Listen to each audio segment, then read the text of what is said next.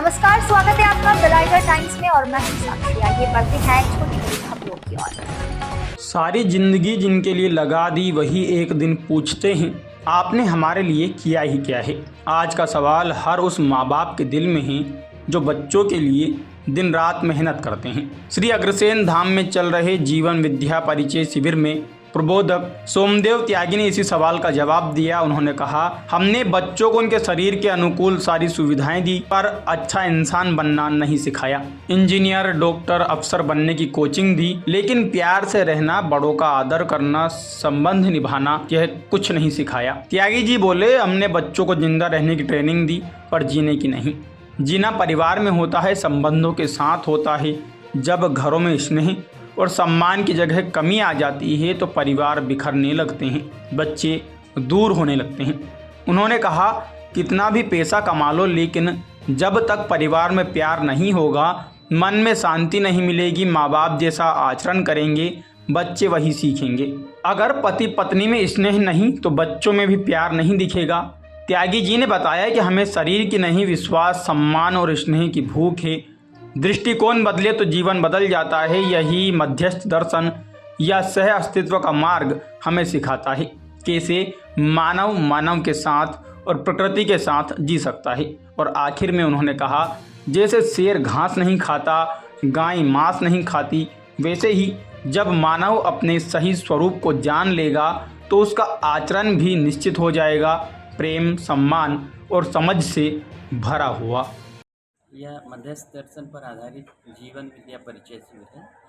यह 7 से 13 अक्टूबर तक आयोजित है और इसमें लोगों से परिचर्चा संवाद के माध्यम से चर्चा होती है और वो अपने जीवन के बारे में जान पाते हैं कि मैं कौन हूँ, करना क्या है और जीवन का उद्देश्य क्या है, प्रयोजन क्या है। तो इसमें लगभग 200 लोग भाग ले रहे हैं, पूरे देश भर से आए हैं, रायपुर सिटी में, जिसमें प्रबोधक श्री सोमदेव त्यागी जी हैं। वो 4 सत्रों में यह सभा लेते हैं जो सुबह 9 बजे से शाम को 6:30 बजे तक होती है। यह पूरी तरह निःशुल्क है, साथ में आवास की भी व्यवस्था है। इस प्रकार यह तीसरा दिन है। वाला जो शिविर है उसके लिए लगभग 200 से 250 लोग पहले दिन भी आए थे और अभी तीसरे दिन भी संख्या उतनी ही है। इसमें से कुछ आधे से ज़्यादा लोग हैं जो यहाँ रहवासी हैं और उसमें से अनेक राज्यों से भी लोग आए। कौन कौन से राज्यों से हैं? गुजरात से भी आए हैं, मध्य प्रदेश से आए हैं, वेस्ट बंगाल से आए हैं, बैंगलोर साइड से भी लोग आए हैं, कुछ हरियाणा से भी आए हैं, ऐसे विभिन्न राज्यों से लोग आए हैं। इनके ज्ञानों से लोगों में क्या इम्प्रूवमेंट है? बहुत सारे लोगों को तो मैं विशेष रूप से ही जानता हूँ जो शायद 1 या 2 दिन रुकेंगे ये सोच के आए थे, बट दूसरे दिन सुनने के बाद ऐसा लगता है कि सामने की बात को सुनना चाहिए और इससे व्यक्तिगत रूप से लोगों को फ़ायदा होते हुए नजर आ रहा है और लोग अपना शेयरिंग भी करते हैं। सुबह एक सेशन होता है जिसमें लोग शेयरिंग भी करते हैं कि उन्हें क्या समझ में आ रहा है, उससे क्या उनको उपलब्धि मिल रही है और आगे उम्मीद है कि ये चीज़ आगे रायपुर में और बड़े स्तर पर होगी। अभी यहाँ पे जीवन विद्या शिविर हो रहा है। ये 7 अक्टूबर से लेकर 13 अक्टूबर तक है जी। लगभग 250 से ज़्यादा पार्टिसिपेंट्स छत्तीसगढ़ और देश भर से यहाँ पे हैं। जीवन विद्या शिविर बेसिकली मध्यस्थ दर्शन का एक इंट्रोडक्टरी पार्ट है। मध्यस्थ दर्शन का अनुसंधान लगभग 1968 में श्रद्धेय श्री ए नागराज जी, जो मूलतः कर्नाटक रहने वाले थे, अमरकंटक में उन्होंने अपने साधना स्थली के रूप में चुना और समाधि संयम पूर्वक मध्यस्थ दर्शन को अनुसंधान किया। तो उसकी परिचयात्मक प्रस्तुति के रूप में हम ये जीवन विद्या शिविर करते हैं, जो देश भर में और देश के बाहर भी होता है। कुछ राज्यों ने इसको अपने एजुकेशन सिस्टम के रूप में स्वीकारा है। नेपाल सरकार ने भी इसको अपने एजुकेशन के रूप में स्वीकारा है। और देश भर में हमारे जैसे बहुत सारे साथी हैं जो बिना किसी आर्थिक अपेक्षा के इसको समाज में मित्र भाव से शेयर करते हैं। अभी सत्र में जो अभी कितना दिन चलेगा? अभी आज ये तीसरा दिन था, तो 13 तारीख दोपहर को समापन हो जाएगा। इतने दिन ज्ञान देने के बाद लोगों में क्या इम्प्रूवमेंट हुआ? लोगों में जो चेंज आता है उसमें बड़ी बात ये है कि काफ़ी कम समय में, कम श्रम में एक जो स्टेबल माइंडसेट की हम बात करते हैं, एक जो अपने भीतर किसी भी परिस्थिति में व्यक्तिगत, पारिवारिक, सामाजिक, अपने किसी इंस्टीट्यूशन में हम काम करते हैं, वहाँ पे बहुत सारी समस्याओं से हम गुजरते हैं, या अपने ही भीतर हमको इनसिक्योरिटी लगता है, अपने ही भीतर किसी से कंपैरिजन करके हम अपने आप को जज करते हैं, या कोई हमको जज करता है, उसकी वजह से हमको अपमानित महसूस होता है, छोटा महसूस होता है। तो आदमी के भीतर भाव और विचार के रूप में जो कुछ भी कॉम्प्लिकेशन है, कोई भूतकाल की पीड़ा, वर्तमान से विरोध, कोई भविष्य की चिंता है, ये सबको आदमी खुद में हैंडल करना शुरू कर देता है।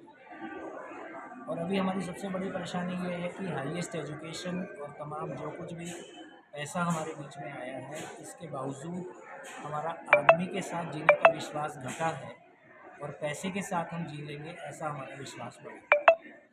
शादी को लेके लगभग युवा पीढ़ी में शादी ना करने की मानसिकता, शादी कर लिए तो बच्चे नहीं करना है ना, और इस तरह की तमाम तरह की, और वर्ल्ड वाइड देखेंगे तो परिवार व्यवस्था टूटती हुई दिखाई देती है। जनसंख्या जो हमारे बचपन में देश की सबसे बड़ी समस्या थी, आज विश्व की सबसे बड़ी समस्या जनसंख्या का कम होने के रूप में देखा जा रहा है।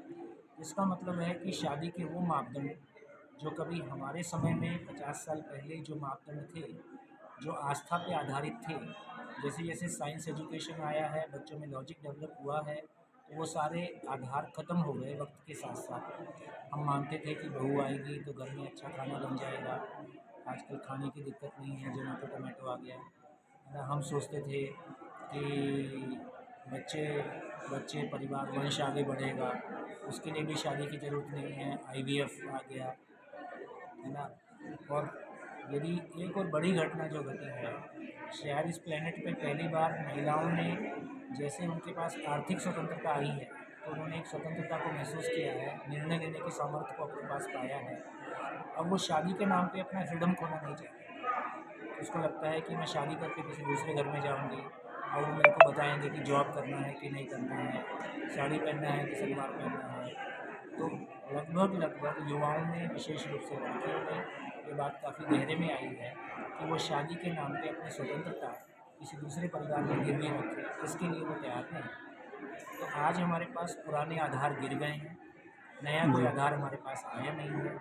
तो बेसिकली ये दर्शन कहता है कि पूरी आदमी की ज़िंदगी की यात्रा आदमी के इवोल्यूशन की जर्नी है, आदमी के भीतर विकास की जर्नी है, उसकी अपूर्णता से पूर्णता की यात्रा है। तो ये पूर्णता की यात्रा के लिए मैं एक शरीर को चलाता हूँ, और इस रूप में परिवार और समाज में रहते हुए मैं अपने आप की पूर्णता की यात्रा को पूरा करता हूँ। तो जब तक कि आदमी के भीतर उसके पर्पस को वो इंस्टॉल नहीं कर पाता है, उसके पर्पस को नहीं समझ पाता है, तो ज़िंदगी सब कुछ करने के बाद भी बड़ी वीरानी सी लगती है। आखिर इतनी मेहनत किस बात की? ज़िंदगी के पर्पस की क्लैरिटी हो जाए, संबंध में जीने, संबंध में जो अपेक्षाएं हैं उनकी क्लैरिटी हो जाए, तो संबंध में जीना हमारे लिए आसान हो जाए, तो ज़िंदगी हमारे लिए भौतिक रूप से तो आसान हो गई, लेकिन मानसिक और भावनात्मक रूप से जो कॉम्प्लिकेटेड होती जा रही है, उसके सॉल्यूशन हमको शिविर से मिलते हैं। आपको हमारी ये खबर कैसी लगी हमें कमेंट सेक्शन में जरूर बताएं। ये वीडियो आप YouTube पर देख रहे हैं तो इसे लाइक करके चैनल को सब्सक्राइब करें। फेसबुक, इंस्टाग्राम, X और थ्रेड के जरिए हमसे जुड़ें और हमारे पेजेस को लाइक और फॉलो करना बिल्कुल भी ना भूलें। नमस्कार।